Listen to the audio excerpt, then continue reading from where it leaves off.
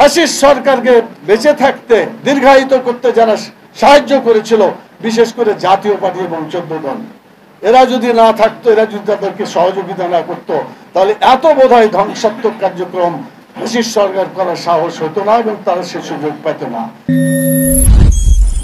আল্লাহর পথে যারা শহীদ হয় তোমরা তাদেরকে মৃত বলো না, তারা জীবিত, কিন্তু তোমরা তা বুঝো না। পৃথিবীর মধ্যে সবচেয়ে সৌভাগ্যবান ব্যক্তি হচ্ছে শহীদরা। হাদিসে আছে এই শহীদরাই পৃথিবীতে আবার ফিরে আসার জন্য আল্লাহর কাছে দরখাস্ত করবেন। মুহাম্মদুর রাসূলুল্লাহ সাল্লাল্লাহু আলাইহি সাল্লাম বলেছেন, আমার ইচ্ছা হয় আমি একবার শহীদ হই, আবার জীবিত হই, আবার শহীদ হই, আবার জীবিত হই, আবার শহীদ হই। তিনি 3 বার শহীদ হওয়ার জন্য ইচ্ছা প্রকাশ করেছিলেন। মিশকাত শরীফের আরেকটি হাদিসে আছে, আল্লাহ তাআলা জান্নাতবাসীদেরকে বলবে তোমরা চাও। জান্নাতবাসীরা বলবে যে আল্লাহ আমাদের চাওয়ার আর কিছু নাই, যা দরকার ছিল সব পূরণ হয়ে গেছে, চাওয়ার মতো কিছুই নাই। আল্লাহ তাআলা তারপরে বলবেন কিছু চাও তোমরা। বারবার আল্লাহ তাআলা তাদেরকে বলার কারণে যারা শহীদ তারা বলবে যে আল্লাহ তুমি আমাদেরকে আরেকবার দুনিয়াতে পাঠাও, তোমার দিনের জন্য আবার আমরা শহীদ হয়ে আবার ফিরে আসতে চাই। এটা একবার নয়, 10 বার তারা আল্লাহর কাছে দরখাস্ত করবে। তো শাহাদাতের মর্যাদা এত বেশি, আমরা যারা কোরআন হাদিস পড়েছি বা জানি এবং আপনারা জানেন বা পড়বেন, তারা দেখবেন সবাই তখন চেষ্টা করবে যে আল্লাহ তোমার দিনকে বিজয়ী করার জন্য যাতে আমরা জীবন দিতে পারি, এরকম মৃত্যু তুমি আমাদেরকে দান করো। আরেকটি হাদিসে উল্লেখ আছে, সেখানে বলা হয়েছে যে কেউ যদি তার মনের মধ্যে শহীদ হওয়ার আকাঙ্ক্ষা রাখে যে আল্লাহ তোমার দিনের জন্য আমি শহীদ হব, কিন্তু দেখা গেল প্র্যাকটিক্যালি তিনি শহীদ হওয়ার কোনো জায়গায় পৌঁছতে পারেন নাই, অসুস্থ হয়ে বিছানায় পড়ে গেল এবং শেষ পর্যন্ত মৃত, সেখানেই তিনি মারা গেলেন।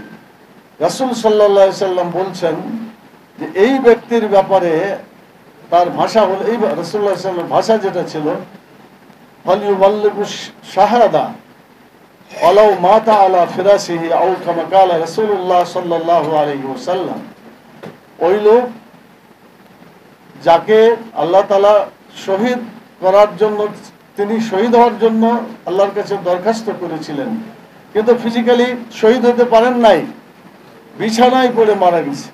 আল্লাহ রাসূল বলছেন যে আল্লাহ তাআলা ওই ব্যক্তিকে শাহাদাতের মর্যাদায় পৌঁছিয়ে দিবেন, যদিও তিনি বিছানায় মারা যায় অসুস্থ হয়ে। আল্লাহ তাআলা এই ধরনের মর্যাদা শহীদদেরকে দেবেন, যার কারণে গোটা দুনিয়ায় ইসলামকে কায়েম করার জন্য সংগ্রাম চলছে এবং চলবে ইনশাআল্লাহ। বাংলাদেশে এই শাহাদাতের চেতনা নিয়ে অনেক ঘটনা অতীতে ঘটেছে। 2006 সালের 28 অক্টোবর এটা ছিল তার অন্যতম একটা উদাহরণ। সম্মানিত ভাই এবং বোনেরা, হযরত ইব্রাহিম আলাইহিস সালাম তিনি জীবন দিয়েছিলেন আল্লাহর দ্বীনকে বিজয়ী করার জন্য, অনেক পরিশ্রম করেছেন এবং অনেক পরীক্ষার সম্মুখীন হয়েছেন। তার ছেলেকে জবাই করার জন্য আল্লাহ একটা পরীক্ষা করেছিলেন।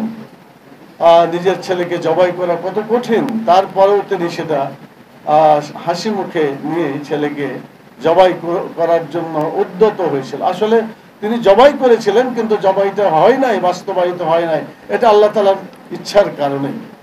তো এরপরে তিনি যখন এটাকে দিলেন, শহীদ করে দিলেন, তো এই ঘটনার মধ্যখানে যে ঘটনাটা হাদিসে পাওয়া যায়, শয়তান এই ইসমাইল আলাইহিস সালামের মায়ের কাছে গিয়ে বলছে তোমার ছেলেকে কোথায় নিয়ে যাচ্ছে জানো? তো বলছে কেন, পিতা তার সন্তানকে নিয়ে যেতেই পারে যেদিকে হোক। বলে না, তাকে কুরবানি করার জন্য, তাকে মেরে ফেলার জন্য নিয়ে যাচ্ছেন। তো তিনি জবাব দিয়েছিলেন আল্লাহ তাআলা কোন মহিলার সন্তানকে কবুল করেন নাই, আমার সন্তানকে কবুল করেছেন শাহাদাতের জন্য। আমি আল্লাহ তাআলার সবচেয়ে বেশি শুকরিয়া আদায় করছি যে আমার ছেলেকে আল্লাহ তাআলা শহীদ হিসেবে কবুল করবেন। এই বলে শয়তানকে পাথর মেরেছিল, যার ঘটনা হাজী সাহেবরা এখনো শয়তানকে পাথর মারার স্মৃতিচারণ করে আসেন। দ্বিতীয় হযরত ইব্রাহিম আলাইহিস সালাম তো বললামই। হযরত ইসমাইল আলাইহিস সালামের জবাব ছিল যে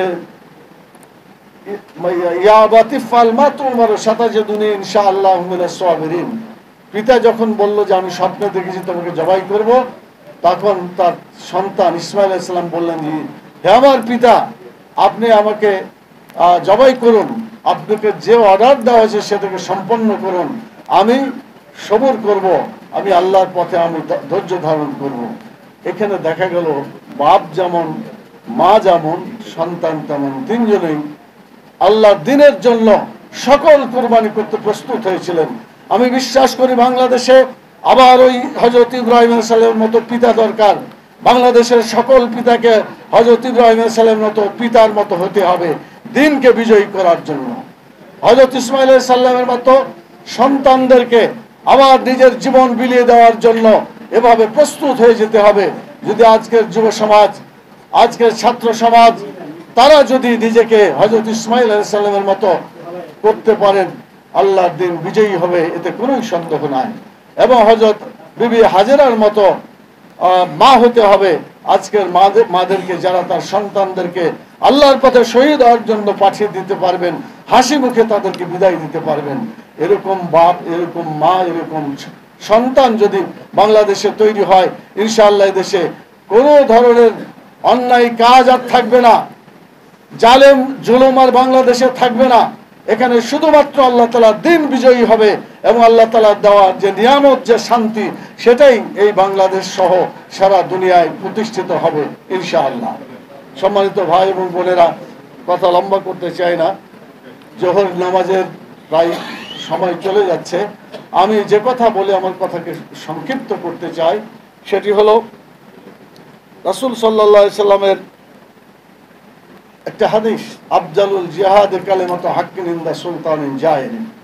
সবচাইতে বড় জিহাদ হচ্ছে যে জালেম সরকারকে তার বিরুদ্ধে সত্য কথা বলাটা সবচাইতে বড় জিহাদ। এই জিহাদ শুরু হয়েছিল একেবারে শুরু থেকেই, আজ পর্যন্ত তার ইতিহাসগুলো বারবার রিপিট হচ্ছে। আমি মনে করি 2006 সালের যে 28শে অক্টোবর, এটাও সেই ইতিহাসেরই একটা পুনরাবৃত্তি। সেদিন যারা এই ঘটনার সাথে সম্পৃক্ত ছিলেন, যদিও সেই স্টেজে থাকার আমার সুযোগ হয়েছিল, কিন্তু ময়দান যেখানে মূল ঘটনা, সেখানে দেখলাম যে অনেকের লাশ চলে আসছে। আমি স্টেজেই ছিলাম, আমাকে একটা জিনিস খুব অভিভূত করলো, বোমা হচ্ছে, গুলি হচ্ছে, বৃষ্টির মতো বিভিন্ন দিক থেকে তাদের আঘাতগুলা চলে আসছে, কিন্তু আমাদের মাওলানা মতিউর রহমান নিজামী রাহিমাহুল্লাহ, যিনি বাংলাদেশ জামাত ইসলামী তখন আমির ছিলেন, তিনি মনে হলো একেবারে পাহাড়ের মতো স্থির থেকে অবিচল ভাবে তিনি বক্তব্য দিয়ে যাচ্ছেন। ইতিহাসের সবচাইতে শ্রেষ্ঠ বক্তৃতা আমি সেদিনকে দেখেছি মাওলানা মতিউর রহমান নিজামী রাহিমাহুল্লাহর মুখ থেকে। আমি দোয়া করি আল্লাহ তাআলা ওই সমস্ত শহীদদেরকে কবুল করুন এবং জান্নাতের মেহমানখানায় তাদেরকে আল্লাহ তাআলা থাকার তৌফিক দান করুন। এবং আমরা যারা এখনো বেঁচে আছি, তাই সেই চেতনাগুলি নিয়ে আবার বাংলাদেশে দিন কায়েমের মাধ্যমে আমরা ইনশাআল্লাহ এগিয়ে যাব এবং আমাদের জীবন আল্লাহ তাআলা যদি আমাদেরকে কবুল করেন, আমাদের নিয়ে আছে সে শহীদ হওয়ার জন্য। শহীদ হওয়ার নিয়ত আমাদের সকলেই করা উচিত। এই জন্য যদি আল্লাহ শহীদ হিসেবে কবুল করেন আলহামদুলিল্লাহ, শহীদ হিসেবে যদি কবুল নাও হয়, নিয়তের কারণে আমরা সকলেই শাহাদাতের মর্যাদা লাভ করতে পারবো। এই জন্য আল্লাহর কাছে দোয়া করি, আল্লাহ তাআলা তুমি আমাদের সবাইকে শাহাদাতের মর্যাদা দান করুন। সম্মানিত ভাই এবং বোনেরা, আরেকটি কথা বলতে চাই, 2006 সালে 28 অক্টোবর যে ঘটনা ঘটছে, আর 2024-এর 5ই আগস্টে যে ঘটনা ঘটলো, আমি বিশ্বাস করি অতীতের এই সমস্ত রক্তদানগুলা, তাদের সেই ত্যাগ এবং কুরবানির বিনিময়ে লক্ষ লক্ষ ছাত্র জনতা, পুরুষ মহিলা, শিক্ষক, শ্রমিক, তারা জীবন দিয়ে যে 5ই আগস্টের যে বিপ্লব সাধিত করলো, আমি বিশ্বাস করি ওই অতীতের রক্তের মর্যাদার বিনিময়ে, সম্মানের বিনিময়ে এবং আল্লাহ তাআলা তাদের ত্যাগের কারণে এই 2024 সালের 5ই আগস্টের যে পরিবর্তন, আল্লাহ তাআলা সেটা পরিবর্তন করার তৌফিক দান করেছেন, যার ফলে জালেম পালাতে বাধ্য হয়েছে। ইনশাআল্লাহ আগামী দিনে এরকম জুলুম যদি কেউ করতে চায়, তাহলে তাদেরকে একই পরিণত বরণ করতে হবে। অনেকে এখনই বিভিন্ন ধরনের আস্ফালন করছে, জামাত ইসলামকে নিষিদ্ধ করতে হবে, অমুককে এটা করতে হবে ইত্যাদি ইত্যাদি বিভিন্ন ধরনের কথাবার্তা বলছে। আমরা বলতে চাই জামাত ইসলামী বাংলাদেশ জামাত ইসলামী এবং ইসলামী ছাত্র শিবির ভয়ভীতির কোনো সংগঠন এটা নয়, বরং জামাত ইসলামী ইসলামী ছাত্র শিবির যারা বলে ভয় কি জিনিস তাদের মধ্যে নাই এবং থাকবে না ইনশাআল্লাহ। আমরা আগামী দিনে এই দেশে কোরআন এবং সুন্নাহ অনুযায়ী যাতে গড়ে তুলতে পারে সেই আন্দোলন আমাদের করতে হবে। আগামীতে যে নির্বাচন আছে, প্রধান উপদেষ্টাকে বলতে চাই আমাদের যে 5 দফা দাবি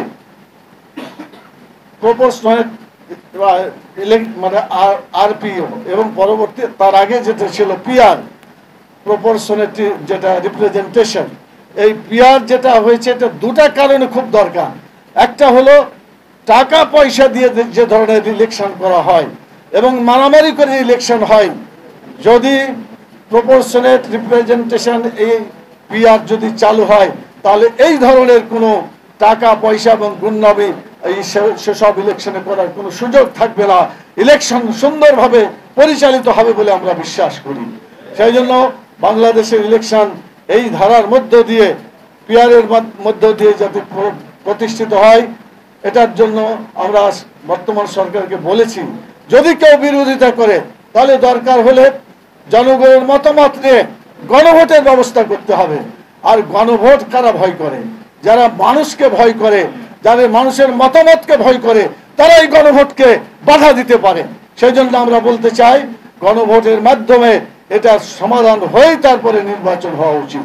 সম্মানিত ভাই এবং বোনেরা, আমি সেই কথা বলে বাকি যে আরো 4টা দাবি আর উল্লেখ করতে চাই না। ইতিমধ্যে আপনারা জেনেছেন লেভেল প্লেইং ফিল্ড সহ যারা অন্যায় অত্যাচার নির্যাতন করেছে তার বিচার এবং সংস্কার, এবং যারা ওই সময় ফ্যাসিস্ট সরকারকে মানে বেঁচে থাকতে দীর্ঘায়িত করতে যারা সাহায্য করেছিল, বিশেষ করে জাতীয় পার্টি এবং 14 দল, এরা যদি না থাকতো, এরা যদি তাদেরকে সহযোগিতা না করতো, তাহলে এত বোধহয় ধ্বংসাত্মক কার্যক্রম ফ্যাসিস্ট সরকার করার সাহস হতো না এবং তারা সে সুযোগ পেত না।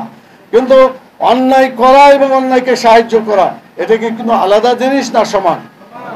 আপনারা নিশ্চয়ই এটা বিবেকের কাছে প্রশ্ন করলে এটাই পাওয়া যাবে। অন্যায় করা এবং অন্যায়কে সাহায্য করা সমান অপরাধ। অতএব ফ্যাসিস্টের যে পরিণতি হয়েছে বাকি এই শক্তিগুলোরও একই পরিণত হওয়া উচিত, এটাই আমরা দাবি করেছি এবং জনগণ এটাই দাবি করে। সম্মানিত ভাই এবং বোনেরা, আমি আপনাদেরকে শেষ কথা বলি এভাবে যে আসুন, দুনিয়ার জীবনটা খুবই ছোট জীবন, সংক্ষিপ্ত জীবন। আমাদের জীবন আখিরাতটা হচ্ছে প্রকৃত জীবন। বাংলাদেশ জামাত ইসলামী একটি সংগঠন যারা শুধু দুনিয়ার চিন্তা করে না, কোটি কোটি বছরে আরামে থাকার জন্য আখিরাতের জীবন নিয়ে যারা চিন্তা করে। সেই জন্য আসুন আমরা দুনিয়ার জীবনকে সুন্দর করব আখিরাতে বসবাস করার জন্য, আরামের জন্য। রব্বানা আতিনা ফিদ দুনিয়া হাসানা ওয়া ফিল আখিরাতি হাসানা। আল্লাহ তাআলা দুনিয়ার কল্যাণ দাও এবং আখিরাতের কল্যাণ দাও এবং জাহান্নামের আগুন থেকে তুমি আমাদেরকে বাঁচাও। আল্লাহ তাআলার কাছে দোয়া করে এবং আগামী দিনে বাংলাদেশের জনগণকে টেকনাফ থেকে তেতুলিয়া পর্যন্ত আগামী দিনে যে নির্বাচন হবে সেই নির্বাচনের টার্গেট হচ্ছে এটা যে এখানে আমরা আল্লাহর আইন চাই, সৎ লোকের শাসন চাই। আরে আল্লাহর আইন চাই, সৎ লোকের শাসন চাই যাতে বিজয় লাভ করে। সেজন্য আগামী দিনে দাড়িপাল্লাকে বিজয় করে বাংলাদেশের ইতিহাসে সবচেয়ে সুন্দর একটা নির্বাচন দেওয়ার জন্য আমি বর্তমান সরকারকে আহ্বান জানাচ্ছি এবং বলতে চাই জনগণের ভাষা হয়ে গেছে, এই দল দেখেছি সে দল দেখেছি, এই মতবাদ দেখেছি সেই মতবাদ দেখেছি, কিন্তু আমরা একটা দলকে দেখি নাই, একটা মতবাদ দেখি নাই, সেটা হলো ইসলামী মতবাদ আমরা দেখি নাই, জামাতকে আমরা দেখি নাই। অতএব আগামী দিনে জামাতকে, ইসলামকে বিজয়ী করার জন্য জনগণ সিদ্ধান্ত নিয়েছে। এই ফর্মুলা টেকনাফ থেকে তেতুলিয়া পর্যন্ত সকলের কাছে আজকে আপনারা শুনতে পাচ্ছেন, আমরাও শুনতে পাচ্ছি।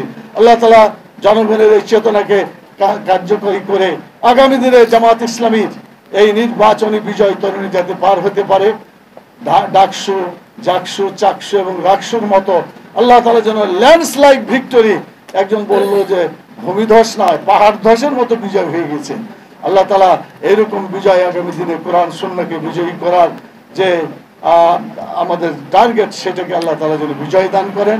আপনাদের সবাইকে সেভাবে কাজ করে আহ্বান জানিয়ে এবং আল্লাহর কাছে দোয়া করার জন্য আহ্বান জানিয়ে আমি আমার কথা এখানে শেষ করছি।